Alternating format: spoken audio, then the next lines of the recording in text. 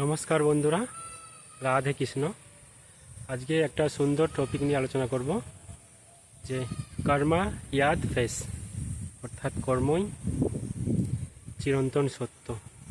আমরা মাঝে মাঝে বলি না, এই মানুষটা ভালো নয়, বা এই মানুষটা দেখতে খারাপ, এই মানুষটা অনেক ভালো। বিশ্বাস করুন বন্ধুরা, কোনো মানুষ ভালো বা খারাপ হয় না। মানুষ ভালো বা খারাপ হয় তার কর্মের বিচারে। এটা আমরা সবাই ফিল করি। কেউ যখন আমাদের ভালো কিছু করে দেয়, ঠিক আছে, তখন আমরা তার বাহবা দিই, আমাদের মন থেকে শান্তি লাগে, ঠিক আছে, কারণ তার কর্মটা ভালো হয়, তার কর্ম ভালোর জন্যে কর্মফলটা ভালো হয়, সুতরাং সেটা আমরা মনে রাখি।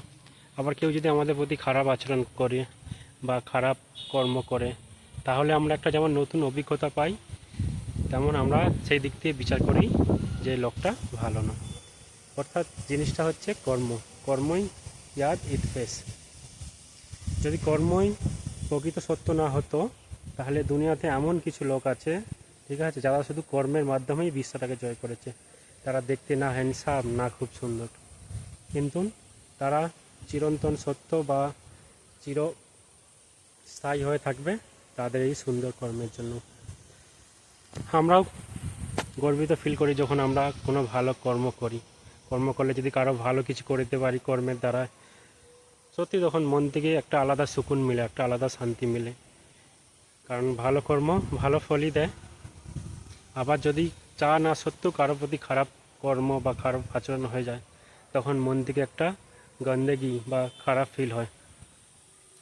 তাই এবার থেকে যখনই কোনো কর্ম করবে বা কাজ করবে, কাজটা ভাববে যে ঠিক কর্ম করছেন না ভুল কর্ম করছেন। কারণ যেমন কর্ম তার ফল তেমনই হবে। খারাপ কর্ম করলে তার ফল খারাপই হবে, আর ভালো কর্ম করলে তার ফল অবশ্যই ভালো হবে।